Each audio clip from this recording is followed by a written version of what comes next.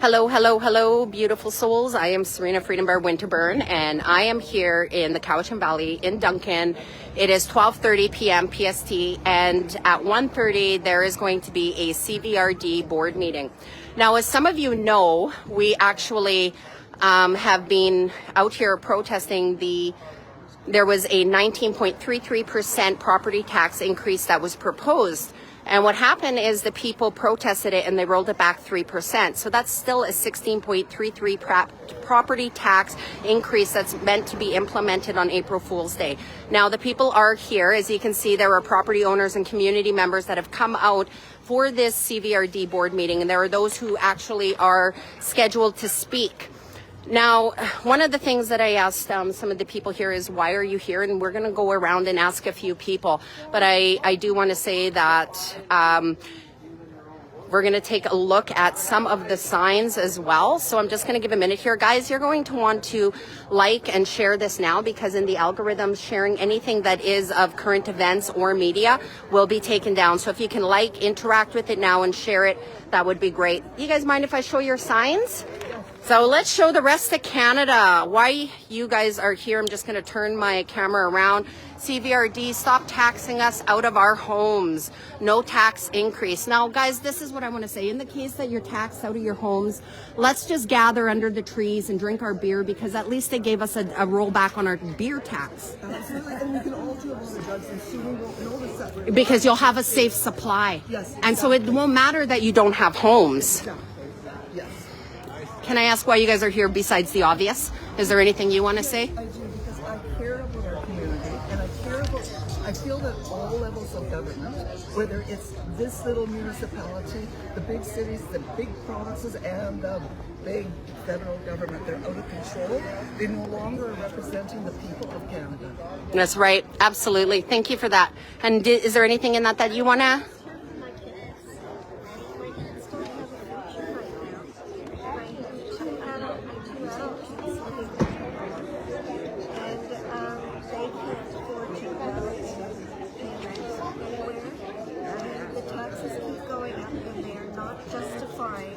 What they are spending our money on.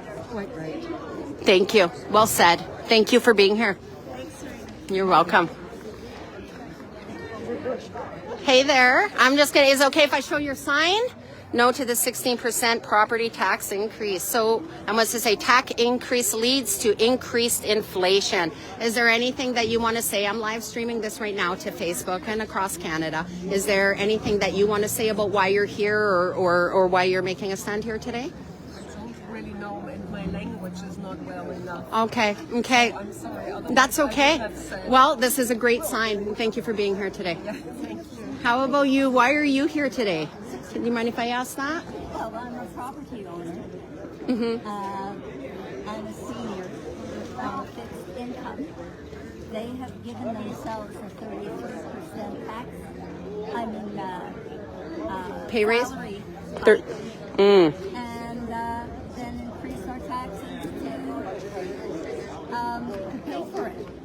Last year, the reason that they had it so high, they said, was because places in Lenora were selling for so high, which didn't mean that us would be not paying for it. And so this time it's gone up by 1%. So they have to find some other excuse. And so here we are. Do you think we'll get any answers today in the meeting? None. But at least, if anything, at least they'll know not to try this again next year as well. People are paying attention now, aren't they? Yeah. Well, thank you. You know, there does come a point where it just isn't going to fly. And that's, I think it's it. I think we're at that point. I think we might be past that point now. Yeah. Well, thank you very much. Thank you. Well, hello, stranger. I'm live streaming right now, though. Can you want to show your sign off? Make Duncan, wake up. Well, thank you for being here. Good. I'll give you a hug. Hello. Good. But I'm live streaming, so I'm going to catch up with you off camera and give you a little share. But this one was really important to be here today. So, yeah. I'm doing good, though. I'll catch up with you soon. Hey guys, I'm just live streaming right now on Facebook, and I was wondering, does anybody want to share about why they're here today with other Canadians, about what you guys are doing here today? On camera? It's up to you guys.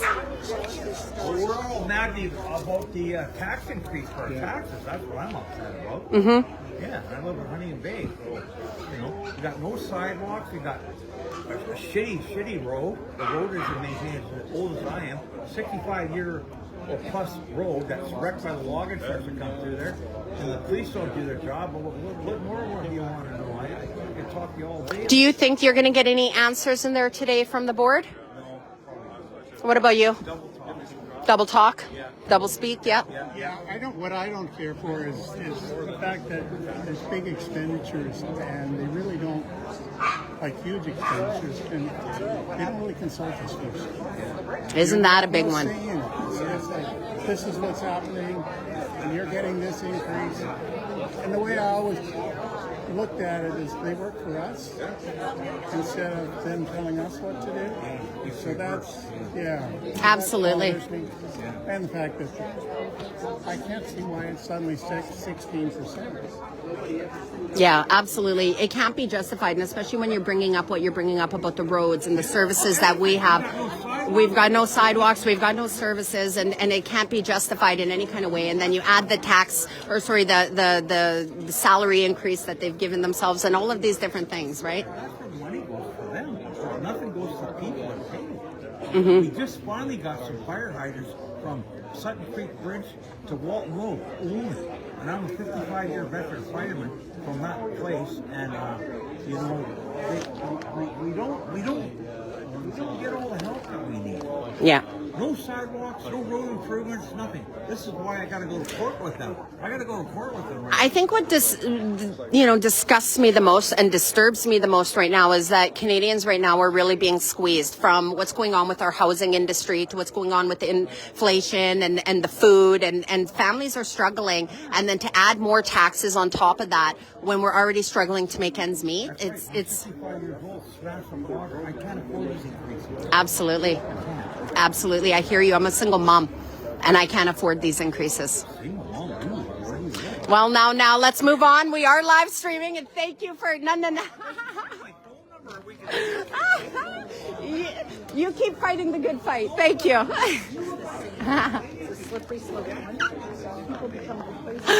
right, let's take a look at here. What's your sign say, you guys? I'm going to take a look at what do you guys got here for us. Budget increase, North Cowichan 5.18, Ladysmith 6.03%, CVRD 19.3%. What, right? And what have we got? Area districts, your parents and grandparents must be so proud, forcing neighbors and pensioners out of their homes. Thank you for being here today. Is there anything that you guys want to add or say or speak to about this? CVRD is totally out of control. Absolutely. Yeah. They need to get into reality.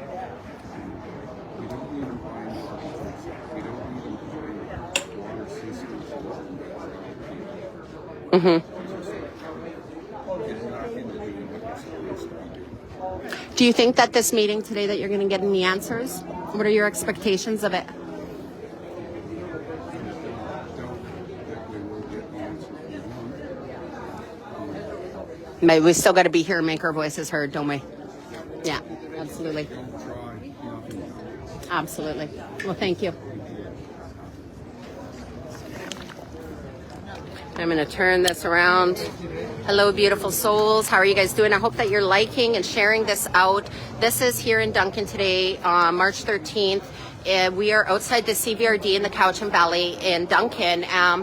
This started at 12:30. We've got different community members out here protesting the huge property tax increase that was proposed for 19.33%. And what happened is they came and ended up saying, okay, we're only going to do 16.33%. So they rolled back by 3%. And the people here are saying that's not enough. You're taxing us out of our homes. As you've heard, we've got seniors on fixed incomes. We've got multiple generations that are standing up because their adult children can't afford to live on their own and their futures at stake as being property or homeowners. Then we've got veterans, right? I am glad to see, though, that we do seem to have some sort of media presence as well, besides myself, so that is fantastic.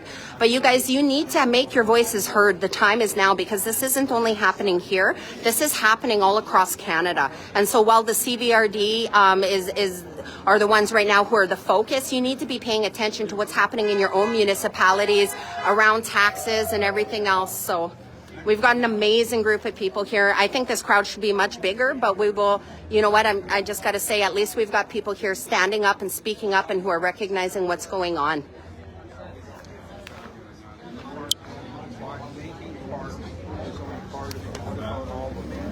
Great, I love it. Hi, how are you? I'm live streaming. I'm going to give you a hug. Hello. Thanks for showing up. Absolutely. You mind if I show your sign? The people are tired of being taxed to the max. Enough out of control spending. You work for us. Let's say no to the CVRD. So I'm going to turn it around because I'm showing me as I'm reading it rather than the sign. There you go. Great sign. What part of no don't you understand? No to Agenda 2030, no to 4040, listen to the people, stop overspending, government spending. Great sign. Anything else you want to add? Oh, and so you're with the Landkeeper Society. I've been talking about that a little bit, about some of the local grassroots initiatives that have taken place where citizens are saying, hey, actually we need to come together and we need to raise our voices and we need to be invested in what's happening in our communities, in our rural areas, in our municipalities. And that's what you see happening on Vancouver Island. As you can see, as I said, they have led the way with grassroots movements and having the citizens stand up and lead the way in how to go against your city councils with things that are reputable knowledge and presentations, as well as coming up against your CVRD boards and bringing presentations and the right questions to the table. And so that's the examples that we have here in our community that are inspiring our community and keeping our communities going, because this is the pushback and this is what is necessary right here, right now, today. All right, guys, let's keep going. Who have we got here? Who would love to talk to? Anybody want to talk on Facebook about why you're here? I'm going to share with the rest of Canada why you're here. Anybody? I support the movement. You support the movement? Do you want to be on camera or not so much? Okay, then I won't bring you on. Can I show your sign? Yes. All right, let's turn that around. It says, we can't afford 16% tax increases. Sharpen your pencils and find some savings. They must be using some of that liberal math. Pardon me. Sorry. Great sign. Thank you. I'm shrinking? You're shrinking. You know what? I am. I literally am. In height, too.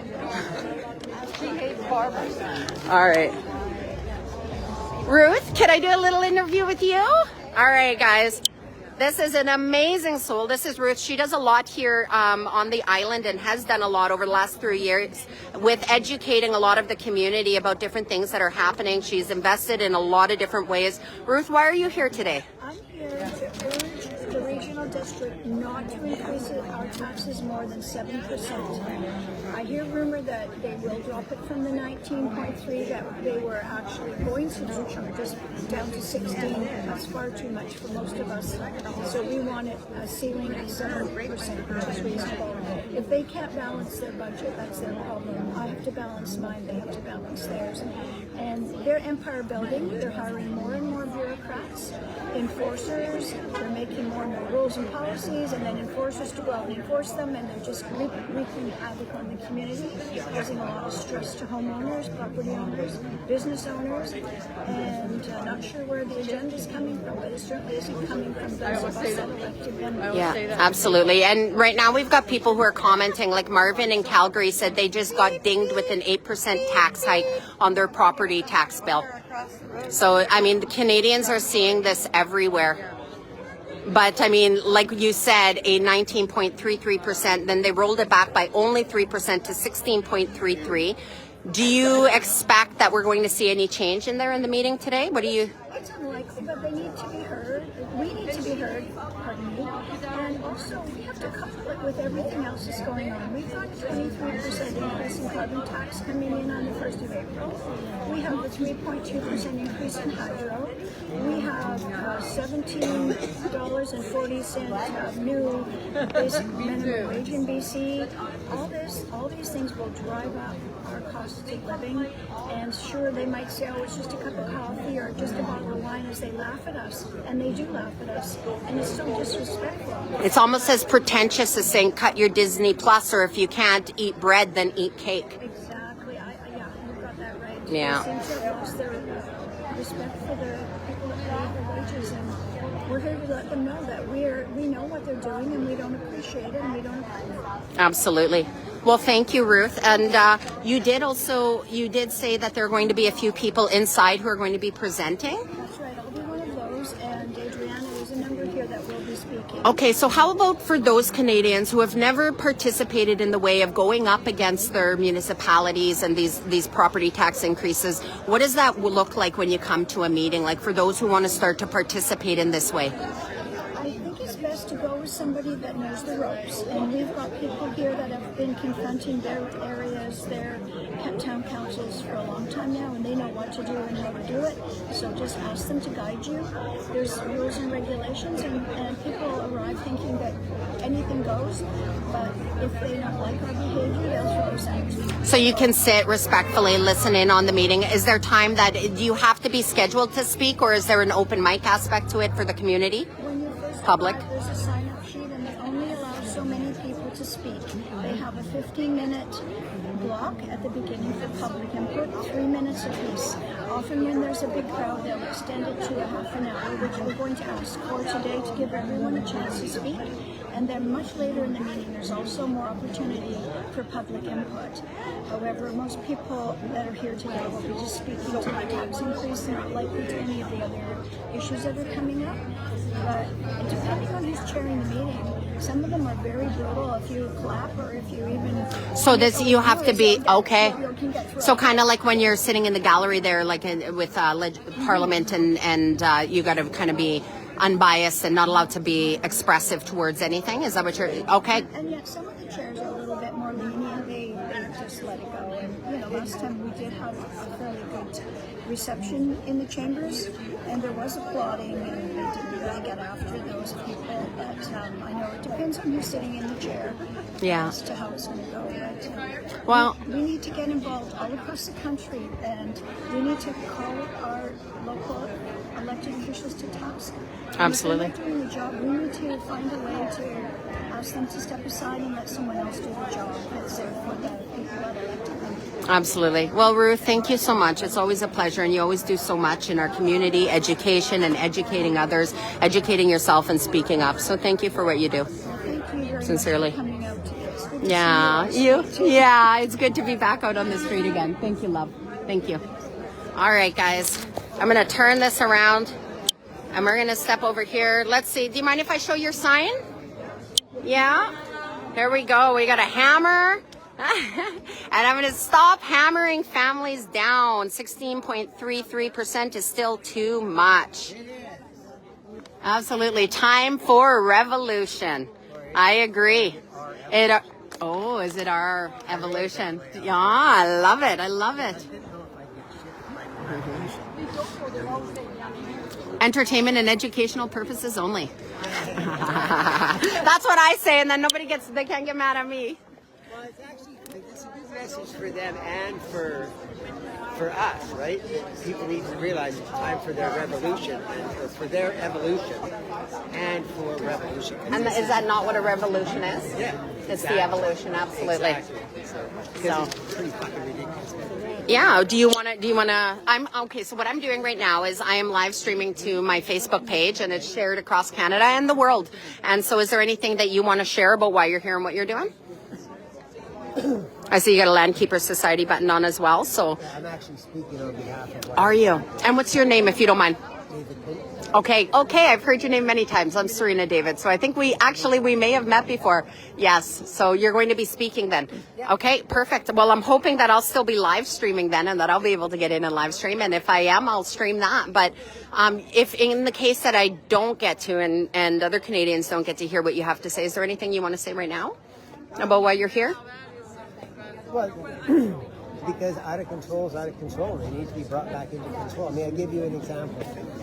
There's 75 people, there's 107 people that work for the CVRD that make in excess of $75,000 a year. In 2022, that collective payroll for those 107 people was $10.7 million.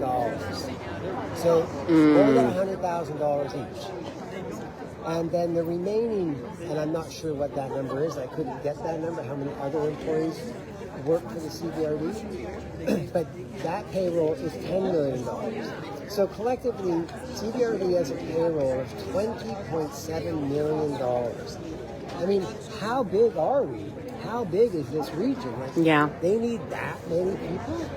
I think there's something rotten in Denmark, as Mr. Shakespeare would say. Well, thank you for bringing this up, and I'm hoping that we'll be able to get in there and hear some of the stuff you're speaking to, and a few other things we'll review here that were provided. Is this what you're going to be presenting and speaking on?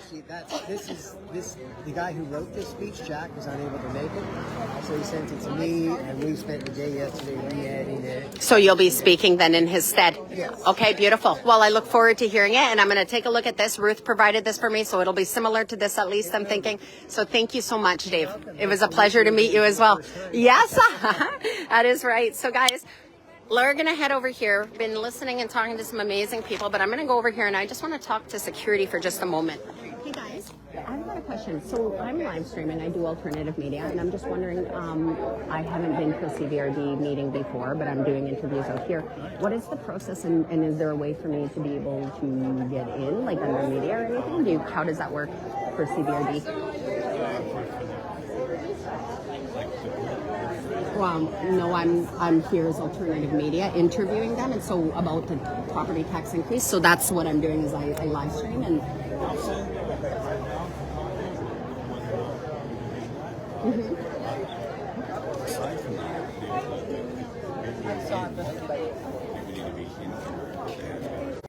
So get in line early if I can't get in otherwise, is what you're saying? There's a 75. We have a 75 head count.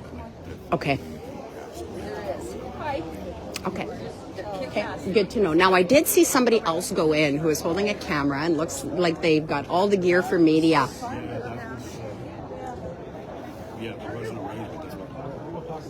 That would be great if you wouldn't mind, because if I could get in there under media, that would be greatly appreciated. I am live streaming it, so it's live media is what I'm doing.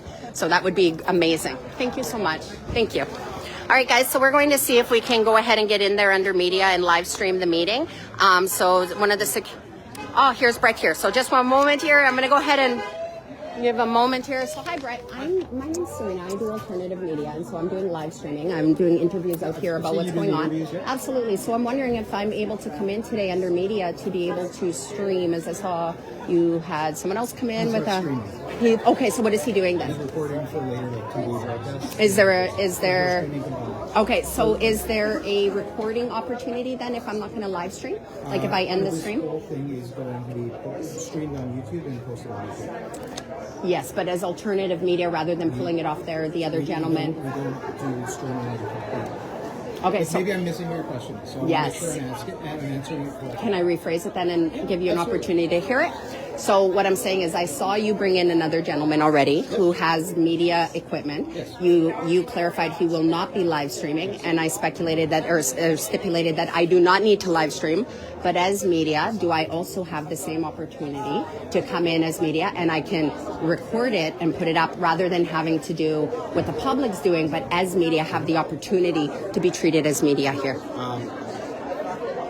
That is a question I would have preferred more time to be able to answer because I'm opening the doors in about 2 minutes. Okay, so I'll stand in line, and if I can't come in as media, this time I'll come in this way. Yeah, but next time, does it need to be prearranged? Legislative services in advance, or our communications director, Chris. How much time would be preferred for prior arrangements for it? Do you say? Okay. Okay. But I mean, Yeah, I just found out about it yesterday, so that's the But yeah, if you yeah. stand there, you'll be the second person. And then I can And perfect. you can do whatever you're going to do. They may decide that, as a rule of the room, that they want cameras off or whatnot. They set the tone for the room because it's their meeting. Okay. And is there any guidelines that are in place as public servants that are beholden to your community that like a level of accountability? Like they set the stage, but are there things that essentially they are regulated by in that they are responsible to their community for? So like Bylaws and codes of conduct that they've enacted in the past. But again, the viewpoint, generally speaking, of the board is that it's broadcast live. That's the streaming opportunity. So if they decide they want, haven't those been edited prior? I've heard others say that they've been.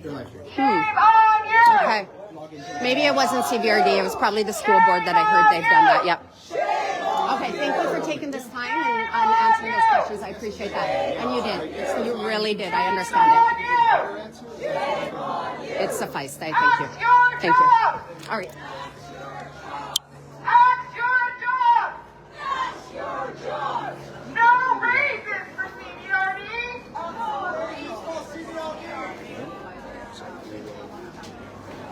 No means no! 3 so far. One more for the news guy. One more for the news. Perfect.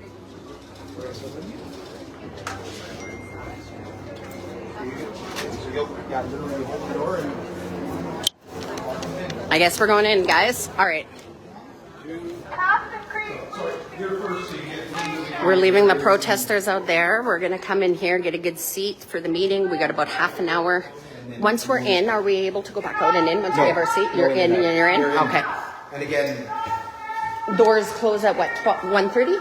doors don't close, but it's just once we hit capacity, they stop. But part of the reason for the concern with live streaming is the commentary that usually comes with it, and that's where the disruptions tend to come from. So that's where I'm just giving you they hear you talking. I'm just following this lady, so I'm assuming this is something. All right. I'm just saying, in general, to give context, that would be the thing that might be disruptive. I see. Yeah. The narration aspect of it. And that's where they will ask for silence and we ask. Okay. Can I ask who you're with? Global. Global. Okay. Like freelance. Okay. Yeah. Good to know. Thanks. Yep. And thank you. Yes.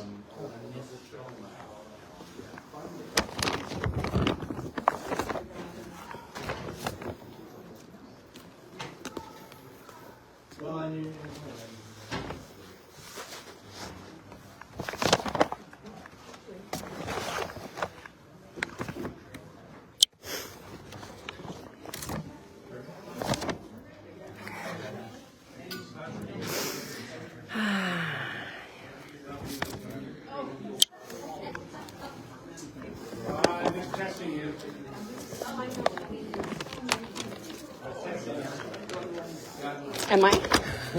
Isn't that where I want to be then? Yeah. Should I sit there and get the? I mean, saying that I probably won't be allowed to. As he walked me up here and gave me the whole spiel, but I'm still live streaming right now currently. So, all right. I'm gonna sit beside you. All right.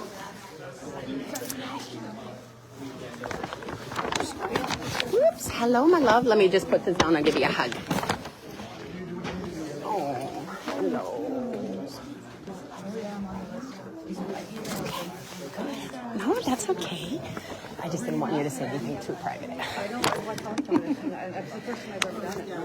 So I am in the room full of warriors. You want to know what a room full of warriors looks like? Yeah, I Hi, Marina. It wasn't anything. I didn't mean to add it. It wasn't anything to do with you. Hi, how are you? Nice to see you. Hey, there's Winnie. Hey. How's the campaigning going? I imagine. But you learned a lot the first time, so you got this. Excuse me. Sitting here in a room full of warriors and campaigns and candidates and all these amazing people.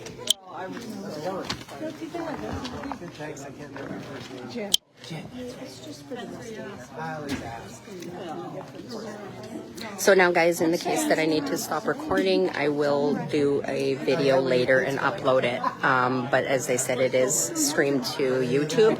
But at this point, we're sitting in at the CVRD, where the 16.33% property tax increase is proposed to be implemented for April Fool's Day.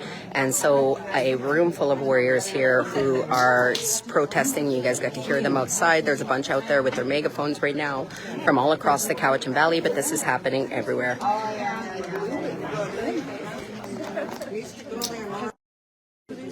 Did that fix it a little bit? I'm not sure. No sound, eh?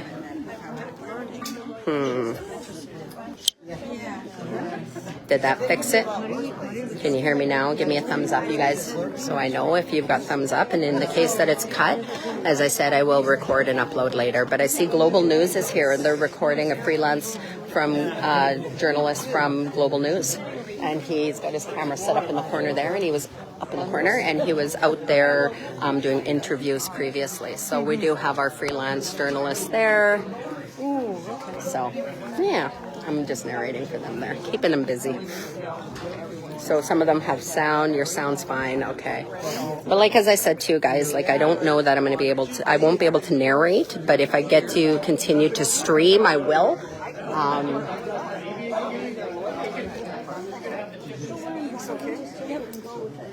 I wonder if it's better if I jumped up there, or if I'll be okay here.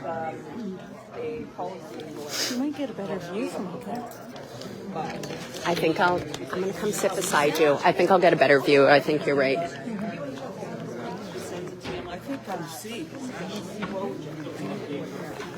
Come on through. Thank you. I sat up here so I could see faces. Yeah, right?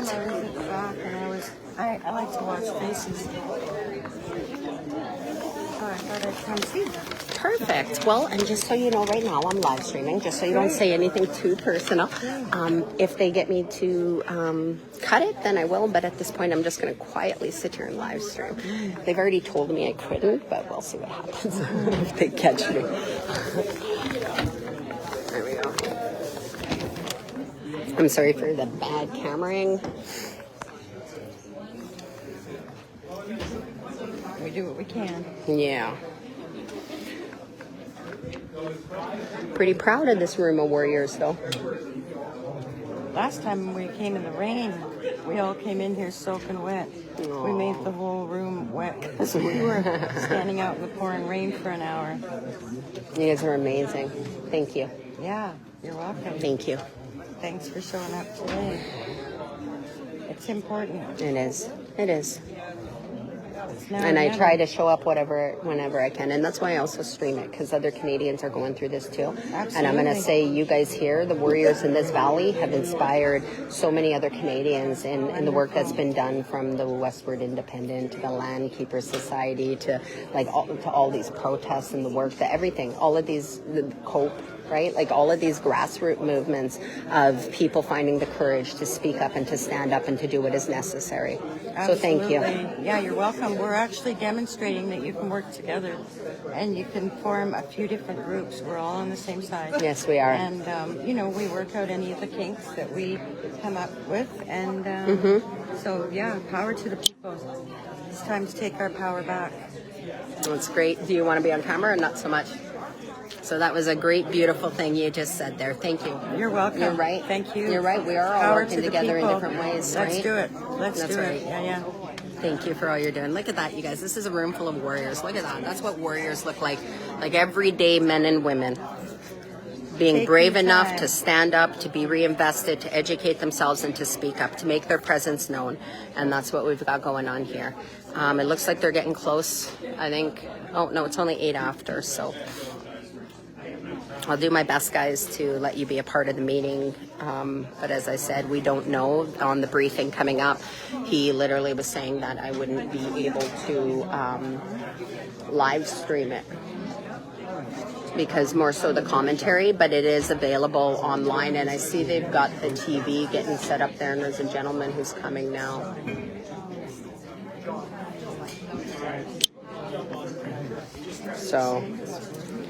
So for any of your meetings happening anywhere, you should be able to be watching them even if you're not in attendance. because they are streamed online. So.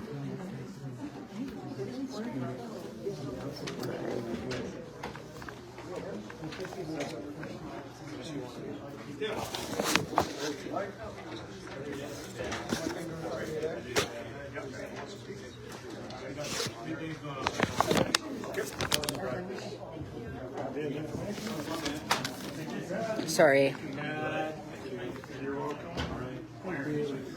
David.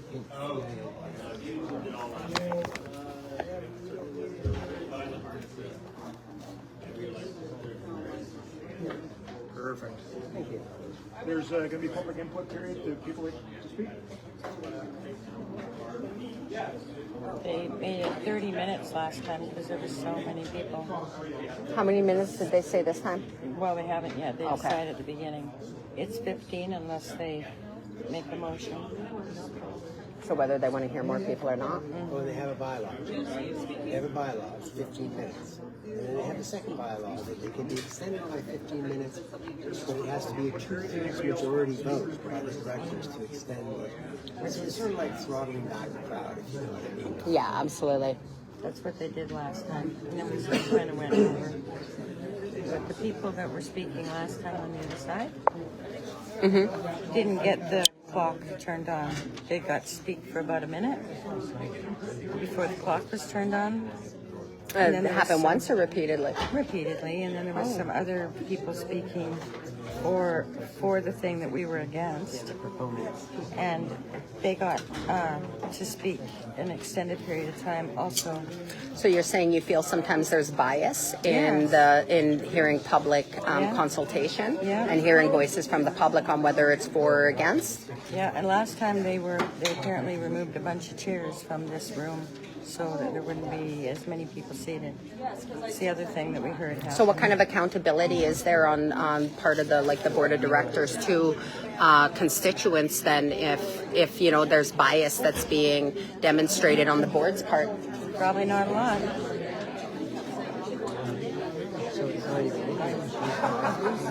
The gentleman walked by and was listening to me say that as I was saying that. So I made sure I said it extra clear so he could hear.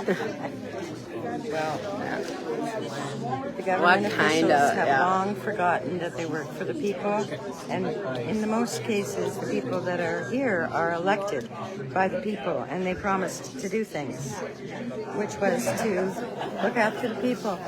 Yeah, it's too bad we can't see out front because are they still out there with the megaphone and the? Hopefully more of them come in. But there's 75 people. There's room for it. That's not a lot. About this? Tell me about it. Yes. Like for cold and flu? Oh. Then I do not know. Will you tell me later? Okay. I will, with pleasure.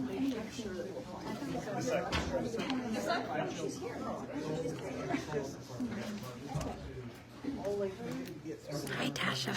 So we were just outside, and we are here in Duncan in the Cowichan Valley on Vancouver Island, and the CVRD board meeting begins at 1:30 PST time. So that's just in about a little less than 20 minutes, 18 minutes time. The board meeting will begin. It looks like all the board members are just arriving. There's room here, I guess what I would call the gallery in for, they're saying 75 people. They just came through. There's a 15 minutes, I guess, consultation period with the public, but people need to sign up. So if you get your name on the list, if it exceeds the amount of people for the time allotted, then they can vote to add another, the board members can vote to add another, extend it for 15 minutes to have more voices heard. So right now, people whom are here and the protest that's taking place outside is in regards to the 16.33% property tax increase that is being proposed to be implemented for April Fools. And so that's what's going on here. There are people out there with megaphones and signs. And if you guys are just coming in now, watch the replay later. If it's still up, we'll see if it gets censored. But you can see all the signs in our community members, from everything from seniors on fixed incomes to veterans to everyday property owners to multiple generations living together because their adult children can't go out and rent in this economy, let alone buy. And so they're, looking at, with a tax increase like this, the people are saying we can't afford this. We can't afford this. And as a single mother, I can tell you, I can't afford this. I can't afford this. And so, time to raise your voices, people. Good people have been down for so long, and things are going to get tighter and harder. And so good people, learn to raise your voices and find courage. Find courage, find your words, show up. Even if you don't have your words, show up. Your body, your count, your support. Because, I mean, you can quietly just allow it to unfold. But we could awake, we could appeal, we can appeal to the humanity of our board members, our community members, our representatives. We can speak to the common sense and the practicality of what everyday Canadians from different demographics are living. And when our representation is out of touch with everyday Canadians and our needs, then it is important that we speak up and that we advocate for ourselves, right? And so this is the time, you guys. It's past the time of advocacy. And so if you're not out there speaking at your city councils, and if you're not out there standing in the protests and the rallies and making your signs and sharing these and liking these, then what you've got to do is you've got to get off your ass and get busy, because, you know, we could really use you out here as well, because this is going to impact all of us.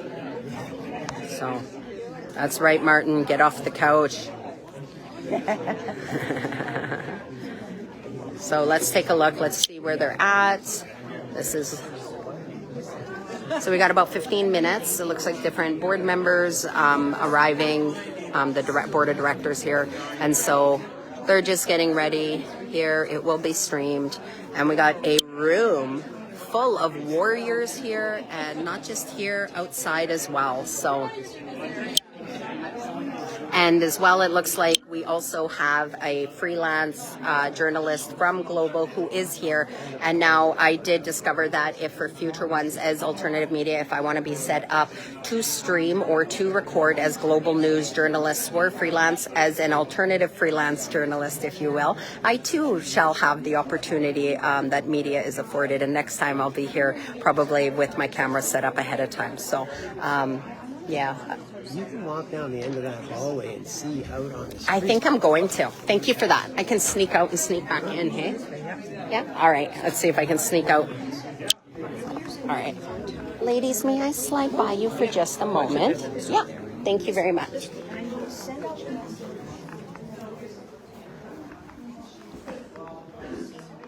Well, green is the key, and you key out.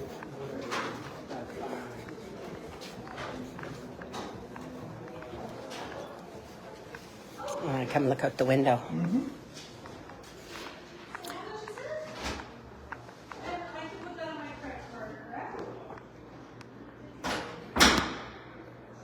So you see there are still protesters out there gathering, still on the street, still bringing awareness. You got their signs, a megaphone. But I was told that once I go out, I would not be allowed to come back in. They're still letting people in. There's 17 minutes. I've got my seat saved. Essentially, he said you can't go in and out because there's only 75 people capacity from the public to be able to come in. And so he essentially said that once I'm in, I'm in. So I've been sitting in there and the gallery's filling up. I've got my seat saved now, but I just wanted to come and show Mr. Pink, I believe it was saying, you know, there is a window down at the end of the hallway, so I thought I'd come show you guys. We're here down at the CVRD board meeting, and this is for the meeting in regards to the 16.33% property tax increase that's meant to be implemented as of April Fool's Day. And so the CVRD's board meeting is filled with community members from everything from seniors on fixed incomes to multi-generational people saying my adult children can't even afford to go out and live on their own, never mind here fighting for their future, never mind them being able to own a house. Like, then we have veterans, then we have hardworking Canadians, so many different people who are saying we're being taxed off of our land. So this is an important topic. This is our community. This is our community. And if we're not hearing the fight of our community, our everyday Canadians, if we can't hear their voices, then we've failed. Because while we're fighting to lift voices, while we're fighting to have people heard, while we're saying that we're righting wrongs, we're creating wrongs. Because whose voices are being heard out here, right? Whose voices are being heard out here? So let's head back in there. They're probably at some point going to ask me to turn this off because they said that I may or may not be able to live stream in there. I won't be able to do commentary, they said. So we will go ahead. Here's the Global News has a independent journalist here. Ladies, I'm going to come back in. Thank you very much. Pardon me. Excuse me. Thank you very much. Thank you. Yes, that was fantastic. Thank you. Still a bunch out there, yeah? Yeah. It seems like a little less. Some might have dissipated, or maybe they're just out of view. But yeah, they're still out there. They're still out there. You missed the mayor of Duncan coming up to help herself to some water. Oh, did I? Without looking at the people. Oh, well, the last time I spoke to the mayor of Duncan was when she addressed me on the stairs and I didn't know it was her. And she said, you know, Serena, there's more to it than that. And then, it wasn't a very nice exchange, but that's all right. She just stood right in front of us, a foot away. Wouldn't even look at the people that she works for in the collective. Well, the sooner we learn our lot in life as peasants, the sooner we will become more reliant and compliant. And when we know our lot, right, we'll accept our lot. I'm never doing that. I came back here to help take this down just like you. That's right. No, that's right. Yes. No, these people. Yeah, that's not our language. No, yeah. Not at all. I'll never be a serf or a slave, never. Our civil servants hard at work today. Done that too many times. May they remember their humanity and whom they're in service to. When you have everyday Canadians here who are struggling. Like I was out there talking to seniors on fixed incomes. I was out there talking to multiple generations who their adult children can't afford to go out and live out there, never mind buy a home. That's right. Talking to veterans. Absolutely. Absolutely. There's people with the I'm a single mother. Like these are everyday Canadians and these people are supposed to be representing us, having our backs. And this is absolutely, you got to ask, who are you in service to? Who is this meant to service? Who is this meant to help? Who is this meant to better? Because your community's out there and that's not bettering them. You're literally taxing us to starvation. There was an online protest that we talked about at the last meeting here. The protest, the petition went over 3,000. I think I signed it. Yeah. Finished at about 3,200.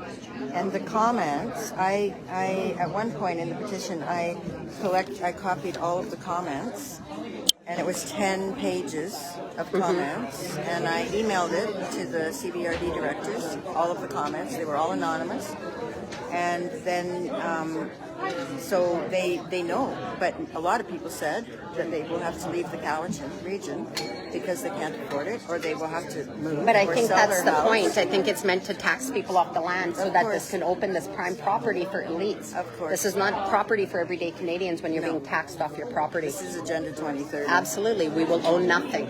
And they will implement it to gonna their reverse neighbors that. and their family members. And yeah, our civil servants are the ones who are sealing our fate. We're going to reverse it, though. They're going to be the ones that have nothing.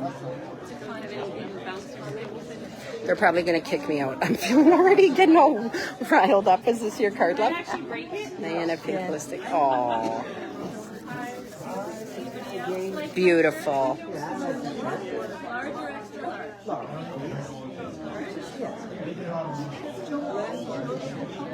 There's a seat down here if you want.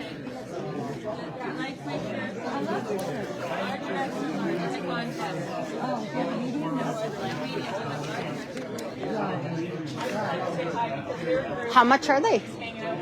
Is she giving them out or selling? Can I have one? Yeah, guess what, guys? Is this Land Keepers? I've been wanting one of those Land Keepers. Look at that. They're giving out Land Keepers. Remember I told you guys about these grassroots movements? Here, honey, you want to grab? There you go. Me or her? Me? Okay. Oh, thank you. Thank you.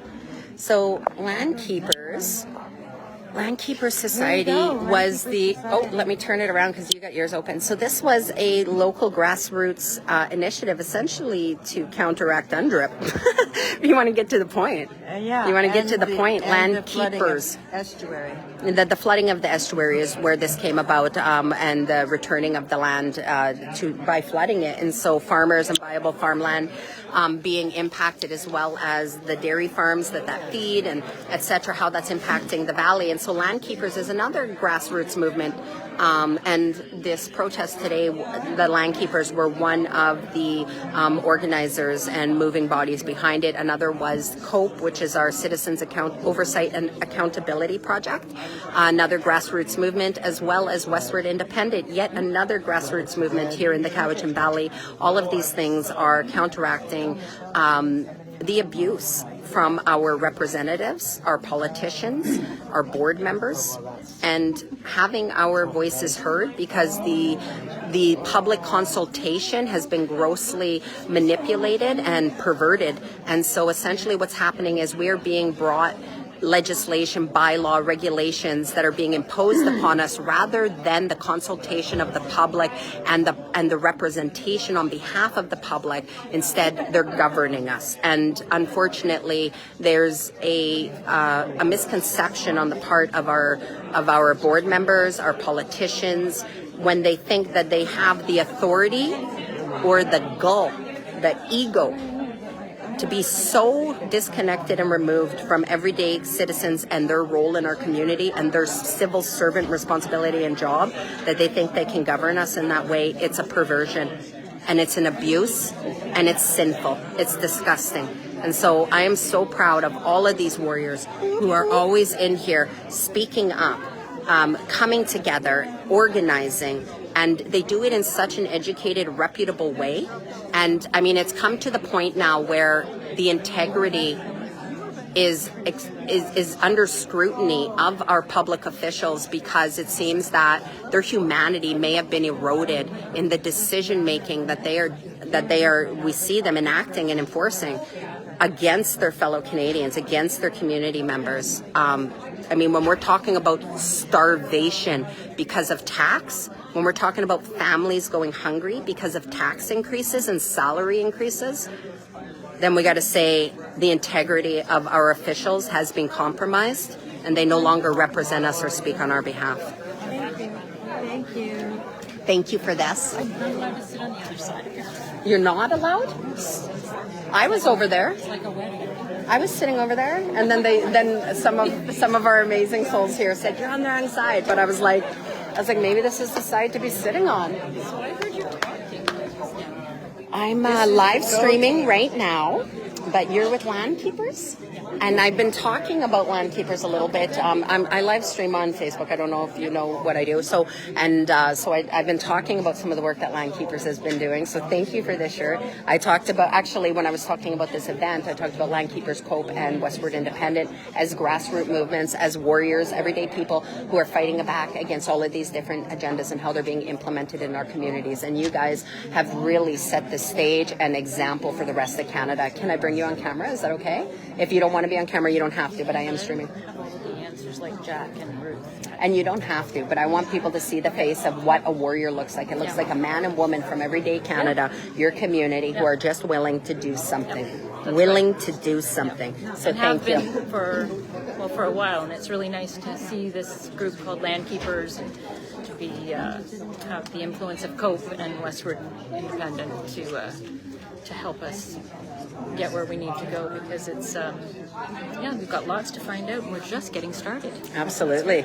We are just getting started. That's what she says. And yes, haven't you guys heard me say that as well? We're in this for the long haul. We're just getting started. So you guys get ready to be squeezed, but get ready to get louder and louder and louder, because the more they squeeze us, that will not break us. They can shake us, but they cannot break us. And so the more they squeeze, that is the fuel and the ammunition that gives us the ability to speak out and to continue to rise up and do what we're doing for educational and entertainment purposes only.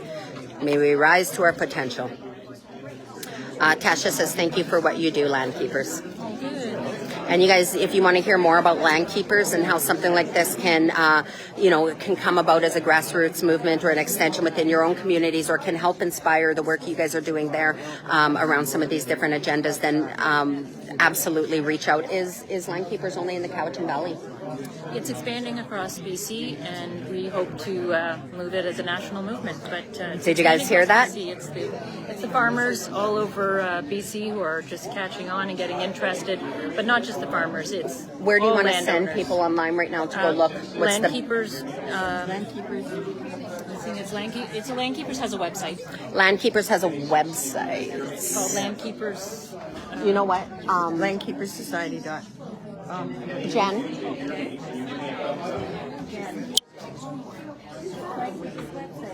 Landkeepersociety.com. Landkeepersociety.com. Landkeepersociety.com. Can someone please put that in the comments? Much love. They're beginning. You can hear me? Can you give me a thumbs up,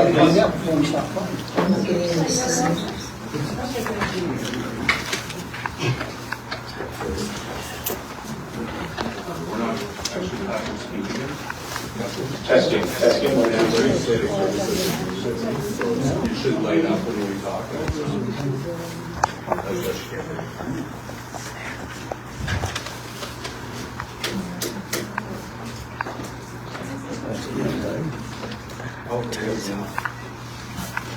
Check, testing. Who's That's me, sir. Lift me up and take me to done.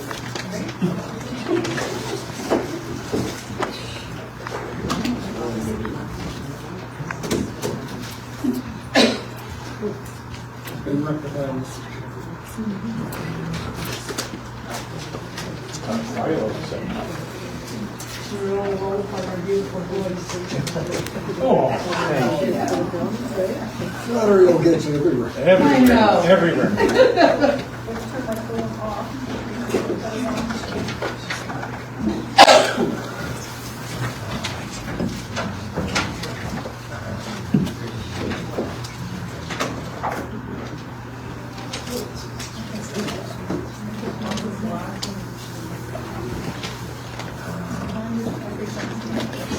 Good afternoon, everybody. We're going to get underway just momentarily. Those that are joining us remotely, if you can hear me, give me a thumbs up, first of all.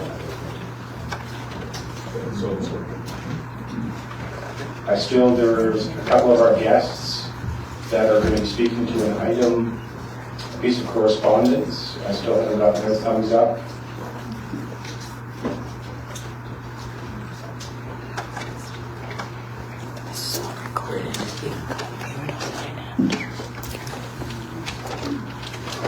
I'm still waiting for the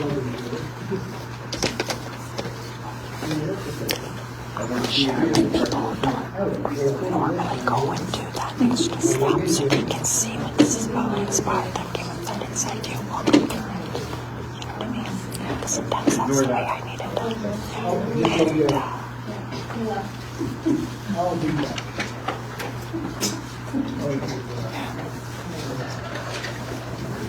Thank you for the message.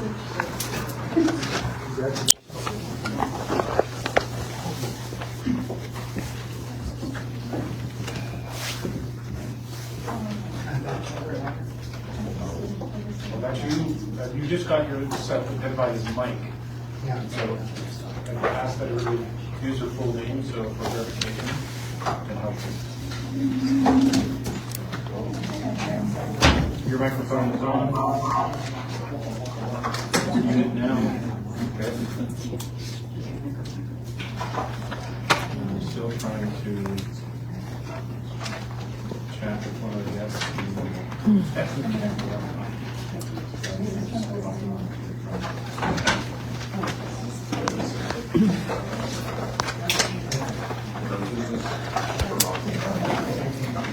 I enjoy our shop when she knows speaking because she's fresh. My good guy. I don't think she's in there. I think we put it in the boxes over there. Good afternoon. For those that are joining us virtually, can you hear me? If those that you can hear me virtually, give me a thumbs up. That would include somebody identified on our screen as Penny Simpson. Penny, can you hear me? Can you give me a thumbs up, please? Penny, can you hear me?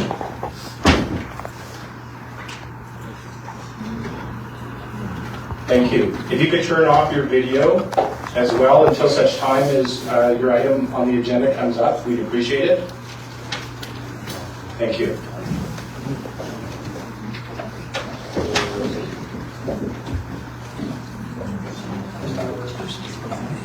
Looks like there's a lot of remote joining. Would you say? I think 2 is when I... Oh, it's only 2. The rest are the board members.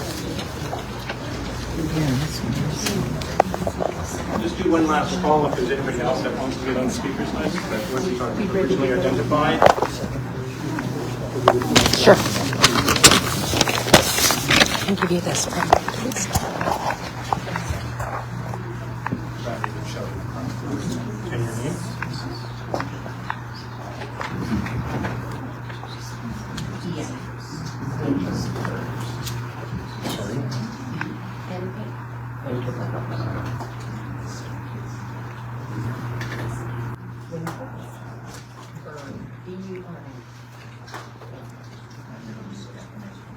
And it's Serena, did you say? Serena. That is correct.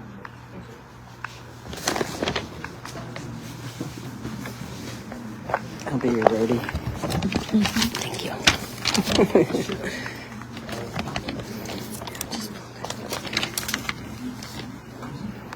I thought, oh, I should have got on the list. And then I was like, I guess I didn't. It's too late. And then he asked, and I said, I guess I am. You got 3 minutes.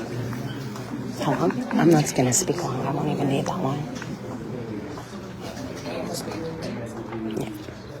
David's speaking because the president of Landkeepers could be here. Yes, yes. So I spoke with Ruth, and she shared this with me. And then I did a little interview of David outside. And so I look forward to hearing what he has to say. Mine isn't going to be so long, but who knows when I get on the microphone what has to be said.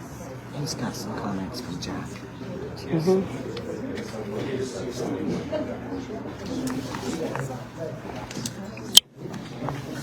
I guess I'll be speaking today.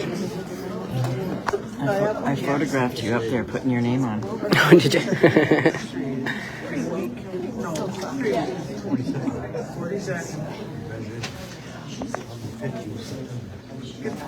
We did get the tax rolled back by 3%.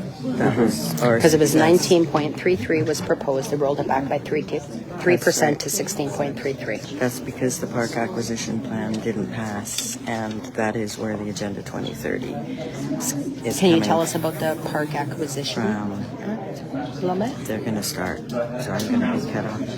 We can talk after. We'll talk to you after. Okay, if I still have park acquisition.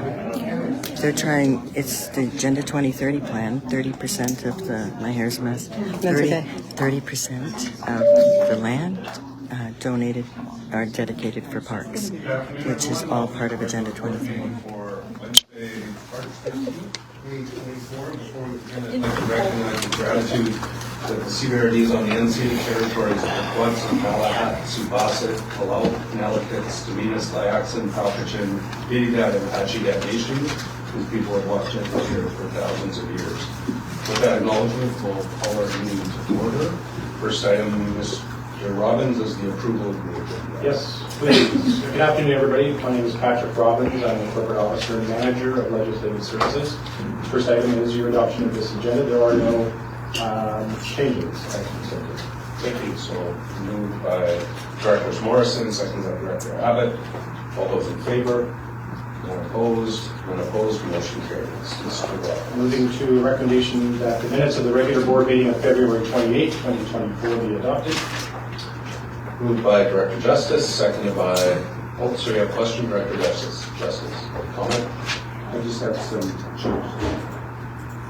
Correction? Yeah. And what would that be? Would you like it now? Yes, before we adopt it and then have to amend it. Yeah, I didn't know if it would be seconded. Yeah. I've got 2 little changes. Okay. One I'm very sure of, the other one I'm less sure of. I'm pretty sure I was here at the last meeting, but I wasn't listed on the agenda sheet. And the second thing is that item RC1 on page 3, the report from the chairperson says that as the reconsideration motion was passed in error at the February 2024 meeting, and I believe it should read this defeated. Thank you.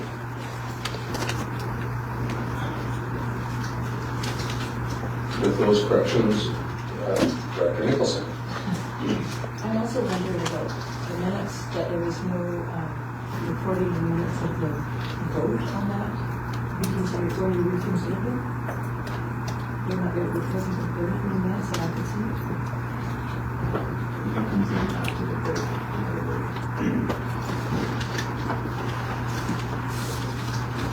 Mr. Chair, under Resolution 24-115, as it's been put out by the board reconvening, those opposed are registered for that particular vote. In procedure bylaw, we record all those that are opposed at a regular board meeting, and that is reflected in those minutes. So if you were looking at the minutes and you're at RC1, you scroll down, you'll come across the actual resolution that was reconsidered, 24-115. At 3:45, the board decided unanimously to recess. At 4:02, we reconvened and voted on that particular reconsidered motion. Okay, I believe you, maybe I'm looking at the last meeting. Okay, we'll confirm with the chair, we'll bring that back for reconsideration. Mr. Justice, would you move with the corrections that were noted? You so move the minutes as amended. Seconded by Director McGonigal. Any further discussion? Seeing none, all those in favor? Any opposed? None opposed, motion carries. Mr. Robbins. We move to public input period. The public input period is offered to offer the public an opportunity to comment on an agenda item before the board considers the item. The public input period procedure policy allows for allotment of 15 minutes. The speaker is welcome to comment on any items on the agenda up to a maximum of 3 minutes. This excludes items that are or have been the subject of a public hearing. Let me just remind that the speaker should comment in a polite, calm, and courteous manner using respectful language, civility, and decorum. I have started Mr. Chair, a speaker's list. I'm not sure that you're going to get through that list within 15 minutes. Thank you. So seeing as my name's last, I might not get in there anyways, right? Okay, seconded by Director Martin. Any discussion on that? Seeing none, all those in favor? 30 minutes. Any opposed? So we just got 30 minutes. So we got a 15 minutes. And we do have, I believe, 2 folks online as well to speak to the correspondence item, or are they speaking during the item? They will speak during the item. Okay, that's all right. Yeah, that's sure. Okay. Just the list as I have compiled it today. Sheila Bell Urban. I'm just going to move this a little bit because I'm not as tall as everybody else and I hate seeing my head cut off. Good afternoon. Sheila Bell Urban, Shawnigan Lake. Property taxes of $11,716 and the cash cow of the CVRD. I'm speaking on the minutes that were just approved for February 28th and the tax increase. I'm sure it's probably just been passed, but I'd like to have my piece said. My granny used to say there were 2 guaranteed things in life, death and taxes. Well, I experienced the death part in October when our big brother died, and he was a quarter owner of our family property but lived on the half across the street. We may be forced to sell our family property that I fought so hard to protect for potential capital gains of over $250,000. How messed up is that? Sorry. Taxes may be the death of our property. Now, you want to raise the property taxes by 16.35% so you can hire more staff, buy fancy garbage trucks and bankrupt pan disposal, and buy more parks, where you already have $3 million in a parks reserve fund. And Parks is currently ripping the riparian shoreline out in Shawnigan Lake for a rail trail, and the gravel deposited from the rail trail has killed 7 baby fish that we know of so far. You sit here like dragons, hoarding our tax dollars. You're going to create more homelessness and more pain for your communities that you live in, that your business is in, that you sell your eggs in. You have to show your face in this community, or hide in shame. You work for us, and we've had enough. We are in hard times, where food banks are run off their feet, where children go hungry, where drug addicts roam the streets shooting up in public parks, and yet you want more money. You work for us, not the UN, not the WEF, and not ICLEI. You say you feel unsafe. Maybe if you weren't bullying your community by taxing them to death, you might find your community could be your greatest ally. Community can do amazing things. I live in a house renovated for my injured partner by the community, volunteered. The community stopped the toxic dump, not the fancy lawyers that we taxpayers pay for, the community, common unity. I want to believe you're above the community more than the 33% raise that you gave yourself last year. But actions speak louder than words. You demand respect, but you give none. You are becoming the enemy of your own community, and you have a chance today to prove that you are listening to us and reduce this budget. We don't need more parks unless we can live in them when we're homeless. We need to be able to stay in our homes, have heat, food, clean water. We want to feel safe and listened to. The world has become a very scary place in the last few years for many people, and we need to change that. My granny said, if you want to change the world, start with your local government. You can either change with us, or you will be forced to.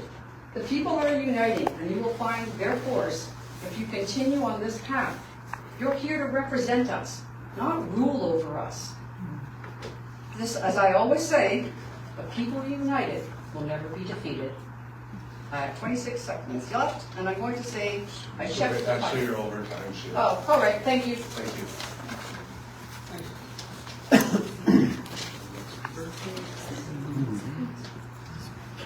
I have David Pink.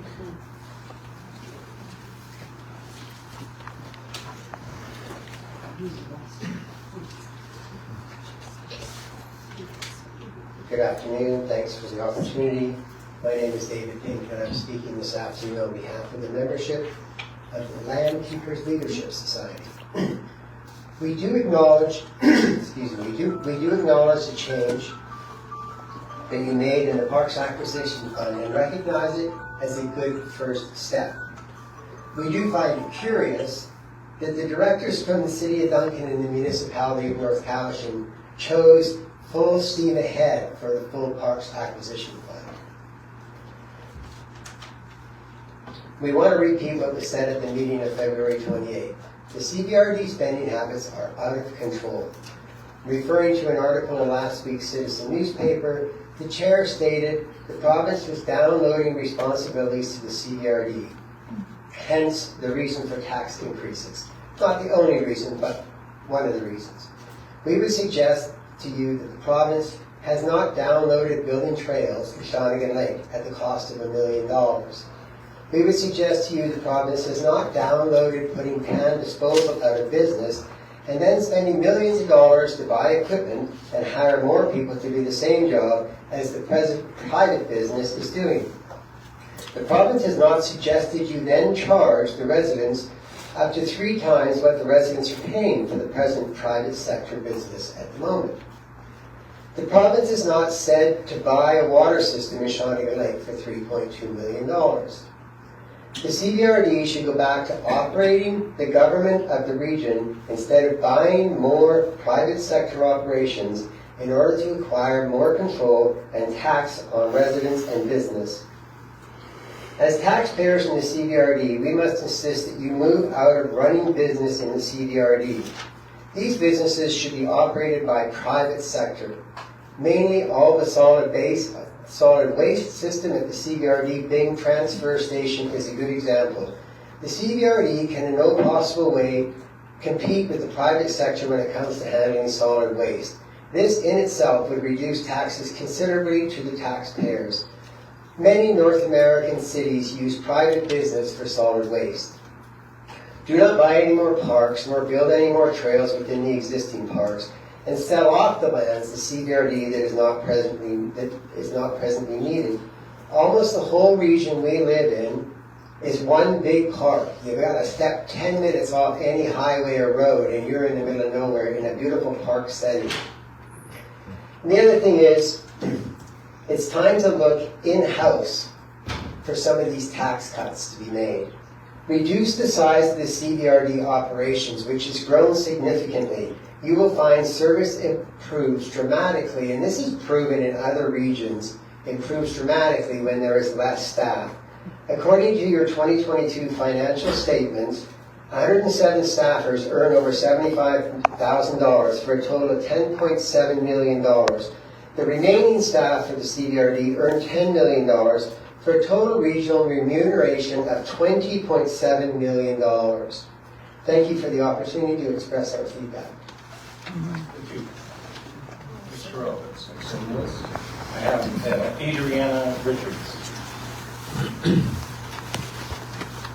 Hello, Chair and Directors. I'm representing the Citizens Oversight and Accountability Project, a group of engaged and concerned citizens concerned about their diminishing quality of life at many hands, one of which is the CVRD. When you raise taxes, it also affects the municipalities that pay CVRD taxes. So this issue affects the entire valley.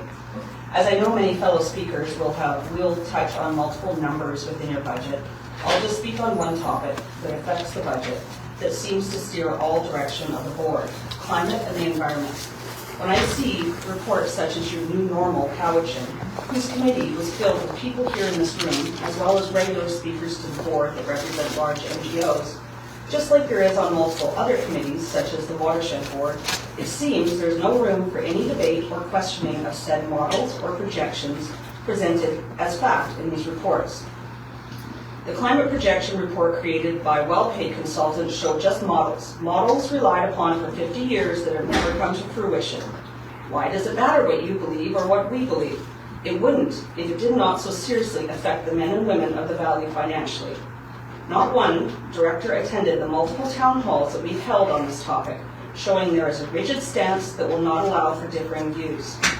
Because of your quest to believe that you can change the weather, it seems you have lost focus on the people that reside in the valley and spend millions a year on the Environment and Climate Department, consultants, traveling, and attending seminars, and now the parkland acquisition. A nice name, but we've heard both the chair and Mayor Douglas speak about meeting 30 by 30 goals. So why would they speak about a goal that was created by the UN at the COP15 gathering? It sounds nice to preserve land for sure, but these goals are not for the family parks, are they? They are to the untouched lands and water. Whose land here will be sacrificed to meet this goal when the majority of Canadians live in 2 provinces and 70% of Canada is uninhabited? Would this goal not be so large locally that it would have to go to a referendum? Or are we relying on this being a tacit agreement, meaning if we don't say no, we agree by default? We have referendums over community rec center fees, but not over the fact that the board has accepted United Nations global goals. Do your constituents know what these plans actually entail on their part? The sacrifices they will have to make? These policies based on false science and fear will cost more and more from the farmers, the fishermen, the commuters, and the retired homeowners in the valley in taxes and personal sacrifice. We wonder at what point liability will come into play, as this looks like a violation of your fiduciary duties as elected representative. As you forge ahead with the blinders on towards not voted on global goals that the CVRD will never make a difference to anyway, it is well known that you rely on provincial and federal tax money in the form of grants as long as you go along with these agendas. Thank you. Your time is up. Thank you. Thanks for your time. I just wonder if some people would just pretend to at least pay attention to the speakers here. Yeah, well, so many of us are actually taking notes, but thank you. Mr. Robbins? I have Ruth Liddell. Good afternoon. Sorry. Good afternoon, Chair, corporate bureaucrats, and directors. My name is Ruth Liddell, and I am a Cowichan Valley shareholder and member of Landkeepers Society. I'm here to state my position that any property tax increase beyond 7% is unacceptable. I canceled a very important family appointment today to attend this meeting to voice my objections.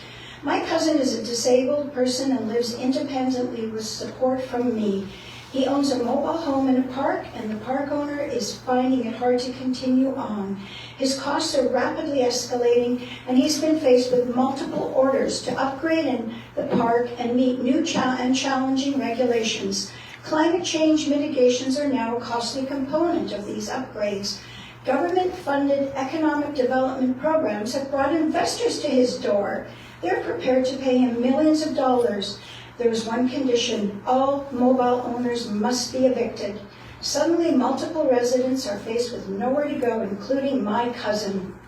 It's becoming increasingly clear that governments at all levels are making it more and more difficult to maintain private property ownership.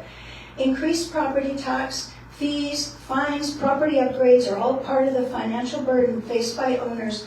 Carbon tax increased by 23% April 1st will cause the cost of living to increase.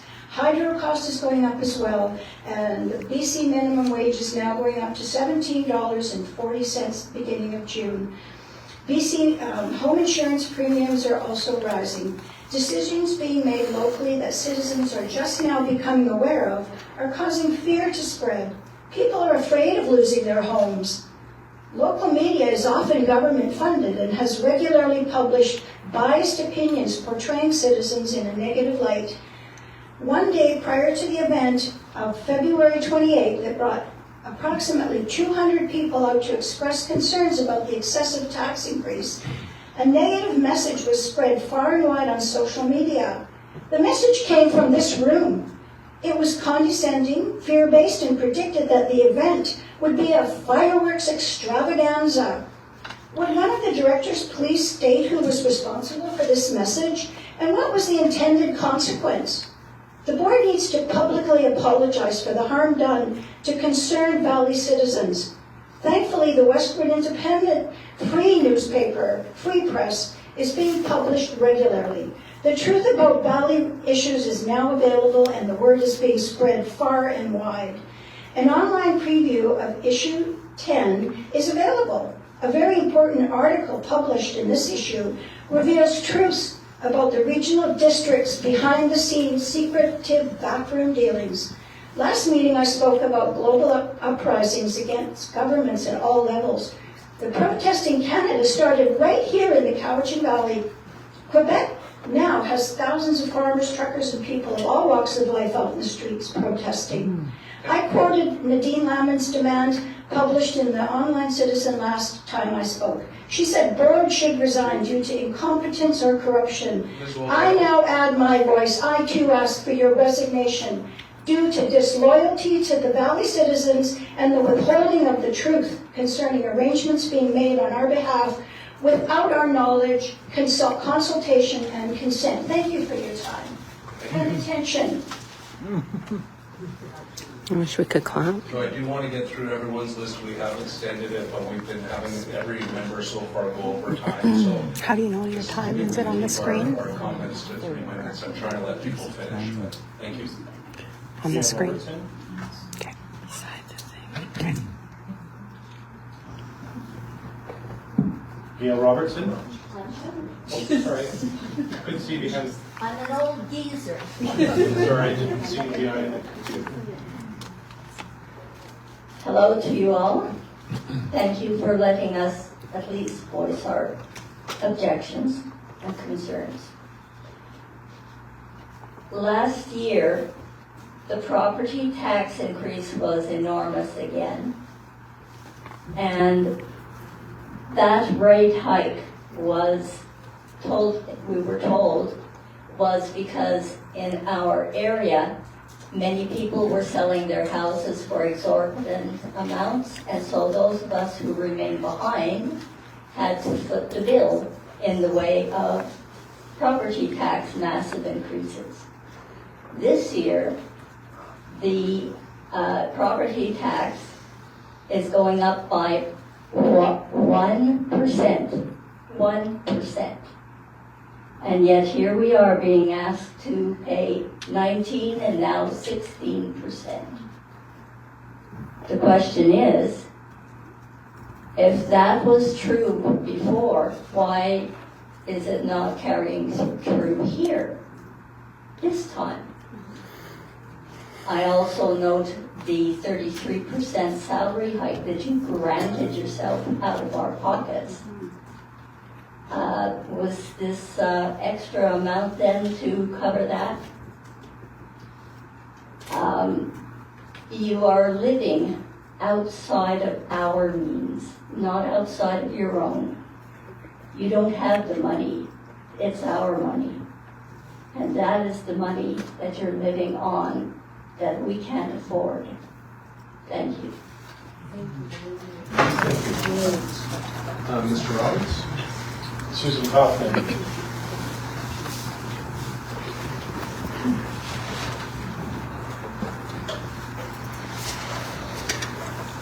Ms. Kaufman.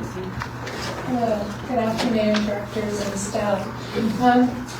I want to thank each and every one of you for being in this room, and that includes the staff, because you are all very dedicated and you are all very hardworking, and I appreciate your efforts. I may not always agree with some of the decisions you make, but I respect you for being here. I am too, like a lot of other people, concerned about the 16.35% tax increase. But I know that you did your best. And I know that you welcomed the public to come during the deliberations, to be here, to your budget open houses. And unfortunately, many people, most people, did not come at that time to offer you guidance. Prices have gone up for everyone in every situation, and I appreciate that. I also appreciate the budget for the Parkland Acquisition Fund, which I have asked many times that may be changed, because speculation, she's official opposition hired. Reflects what it can do for our community from a water security point of view. And we've heard a lot of people say that you have I'm not sure the exact number, but $3.1 million in that fund. Well, we know that in today's world, $3.1 million does not buy much when it comes to that. And we need to keep building that reserve, so use it to help with our water security in the future. For people, our children, your children, our grandchildren, and the children that come after that. You have a very hard decision today. I do not envy you, but I do want to thank you.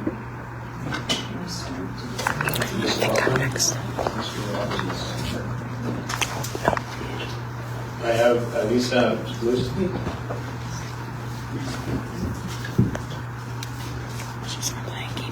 Hi. Hi, can you hear me? Yes, thank you. Thanks for having me here to share today. So my name is Anisa Musi, and I don't know if anybody else has noticed, but we have a drug problem in Duncan. A lot of homeless people, a lot of drug addicted people. Guess what? Those people are having lots of babies and children, and they already have kids that are being removed by MCFD, and they come to live with me. I've been a foster mom for 12 years. I have to maintain a 6-bedroom house to accommodate large sibling groups that MCFD wants to keep together. I will not be able to do that anymore with this tax hike. More people will lose their homes as a result of this. When they become homeless, they become drug addicted, they're going to have more kids, more removals, more foster kids, less foster families. How many other families are going to give their notice to the ministry this year? And what's going to happen to all of those children? Thank you. Mr. Roberts. The last on my list, Serena.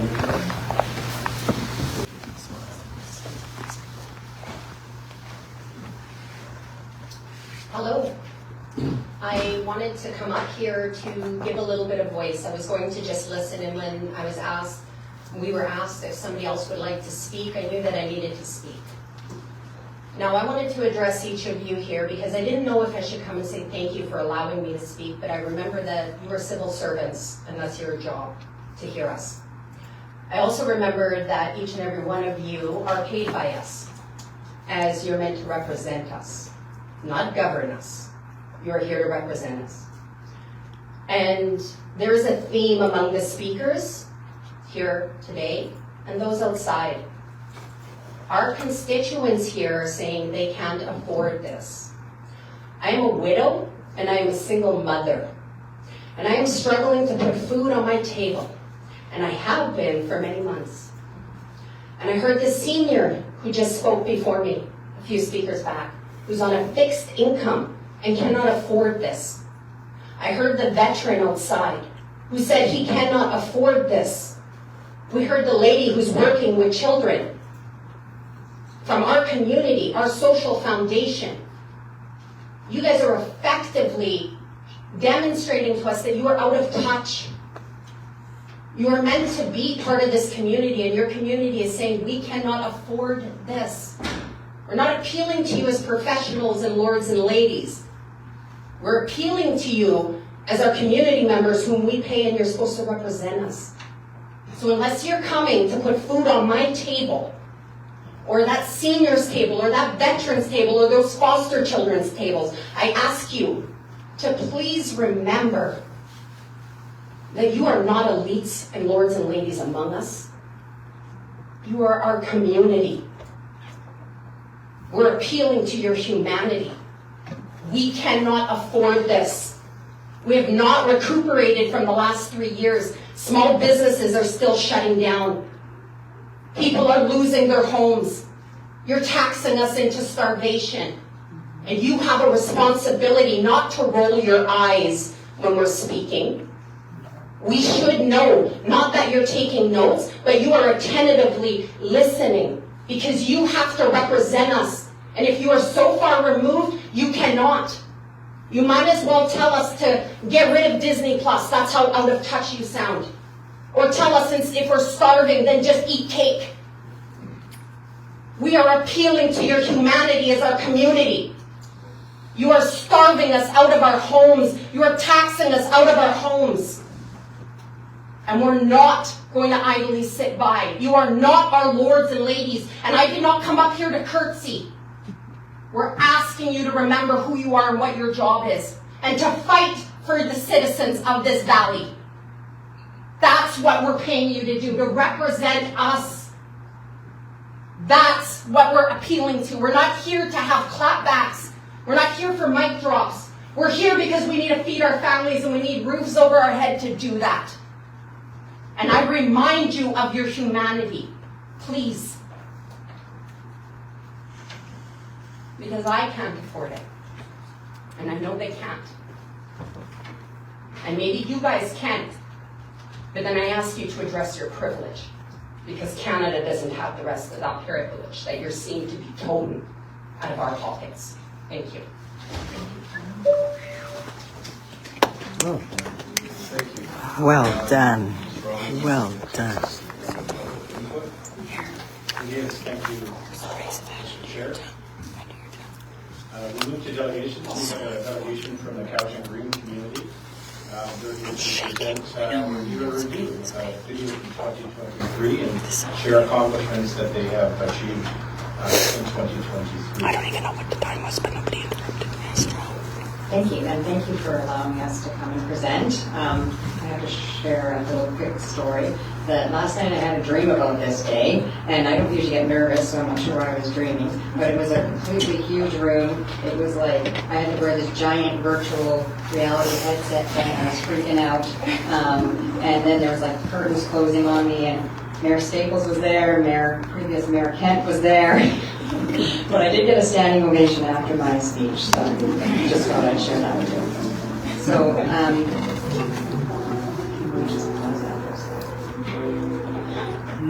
sorry, I wasn't quite ready. I also wanted to celebrate that this is our 20th year anniversary, and I also wanted to touch on the relationship and the support that we've had with the CVRD. I met with the CAO Danielle last week, and I just feel like there's a lot of people around the room that may not realize all the projects and all the collaboration that we've done over the years, so I'm just going to go over that really quickly.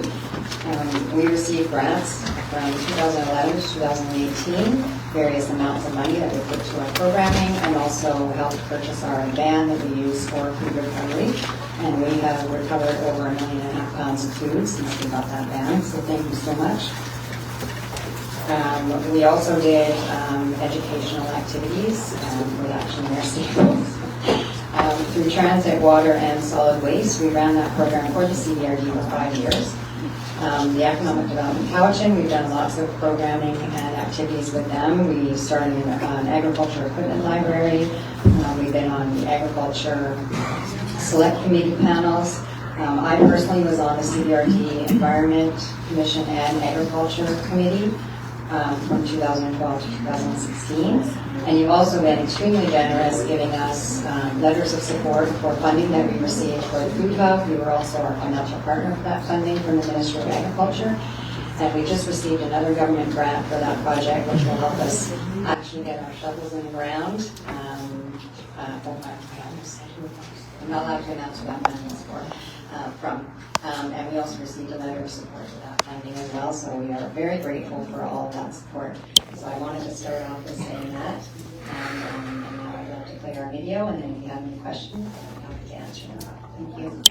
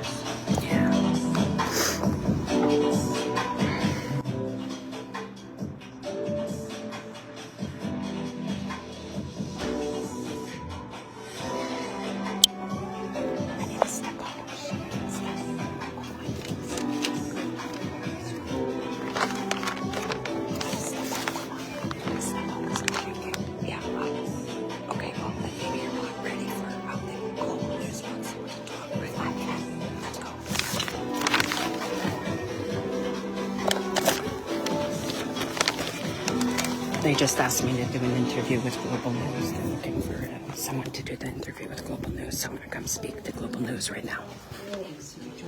Sure. Just don't cover this piece. Okay. This is Serena. You want to move it by the window? Sure. I'll go by the window and film back towards you so your face is all illuminated. There you go. And then just try not to block that because I didn't charge my microphone like you sponsored. Oh, jeez. Why don't you go in there? There's a little office here in the doorway. So you can just go right beside me. Okay. Totally fine. Hey, You're not going to bite, are you? I was a second AC for many, many years.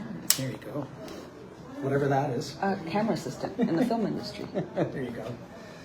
All right. I'm going to get you to slide to the right, and then that way I can scooch in here and get my mic right in there. Okay. Am I okay where I am? Yep. Yep. And then just turn your body towards me a little and look right at me. Okay. Forget about this guy. Test. Get you to start by saying and spelling your name for the editors. Serena Winterburn, SERENA-WINTERBURN. How are you feeling after that presentation? I'm going to be honest, I've got a lot of energy moving through me. I feel a little bit, a lot of adrenaline. Right now I'm shaking because I got to give voice to something really important that needed to be said and that I think represented a lot of people here today and who aren't here today. I'm shaking. It needed to be said and they needed to hear it. And what were, I mean, you could probably see their face a lot better than I could. What were some of the reactions as you were, voicing those concerns? Well, first I'd like to say some of the reactions I saw previously while others in our community were voicing their concerns was disengaged, there was some eye rolling, there was some note taking. There were a few people who seemed to be making eye contact and giving the respect to the constituents that they were being heard. However, when I spoke, I did see that everybody looked up and they seemed engaged.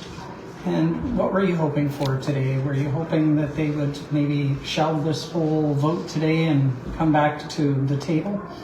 I think that would have been extremely unrealistic. I don't believe that's where we're at because it seems as though there's a disconnect right now between constituents being heard. And so for me, this was an appeal for them to their humanity and reminding them of their position and that they're supposed to be here fighting for the constituents of this valley. They're supposed to be fighting for their everyday community members, and they seem extremely disconnected from how this is going to impact us, let alone even hearing their community members on how it's impacting them. So for me, my objective was to hear the rest of our community. That's why I'm here, and to ensure that they hear us as well. And this community, as far as taxation goes, has seen double digits more than once. Can you speak to that at all? You know what, I feel as though I'm not the best person to speak to that because I've been in the Valley for a few years. However, a lot of it has been during the last 3 years and there was a lot going on. And so I feel I'm probably not the best person to speak to that. But what I can speak to is when I was outside and I heard the senior saying she's on a fixed budget and she isn't going to be able to afford on her fixed budget this tax increase. Or the veteran who was outside also saying, I can't afford this. I'm going to be taxed out of my home.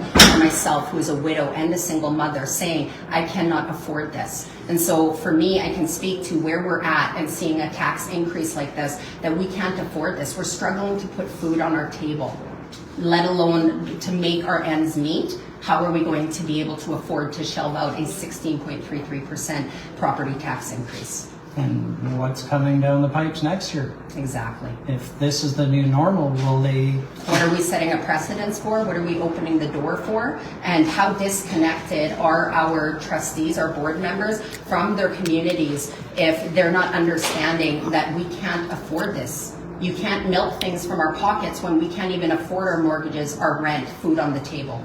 We're struggling to pay the property tax we currently have. It's all got to come from somewhere. Well, but if you don't have it, then what choices do we have as, tax-paying citizens? It's almost as disconnected and arrogant as when they say if you can't eat bread, then eat cake. Or if you need to save money, disconnect your Disney Plus. These things those are Canadians who are out of touch and are living in a privilege that the rest of us Canadians, unfortunately, have not been afforded at this time. And we cannot afford to continue to pay their increases in their budget as well as these property tax increases. I mean, we as citizens give back to our communities, and if we can't do that because of these cuts, then where did all those charities get their money from, right? Absolutely. So I guess what I would say is we heard quite an array of different people speak today, and from talking about the homelessness, the drug addiction, the foster care system, and now how that is a part of our social foundation. And this increase, this property tax increase, is eroding our social foundation. And when we see the collapse of it, when you go downtown, not just in our community, but any of these communities, and you see what's happening there, where are we supposed to go when we're being taxed off our properties, when we can't afford to feed our children and our families? What is the outcome for us? Because we see an epidemic out there and they can't seem to solve that. So how are they going to, when they're pushing us all towards that, what are the solutions here? Future's not looking good. Thank you. Thanks for your comment. You're welcome. Thank you. You did. You did. I'm like a robot some days, and it's hard. And you said you're with Global News. I so freelance for them. You freelance with them. So whether or not it makes it on is really up to them. Is that how it works? They do. What they sell, what they don't, and what they edit. Okay. Yeah. I've done many interviews, CBC, CTV, and Global, but I don't think any of them made it on yet. Take care. We'll see. Thank you very much. Thank you, guys. Thank you. Aww. Yes. Welcome back, she says. I know. I am back. I am back. I had to take that time and do the healing, and I'm still healing, so I'm not full back, but I'm back as much as I can be. It's just what was needed right And now. more and more and It's a more. good Yeah. ending. I told you guys when you Good, need me, you call guys- me.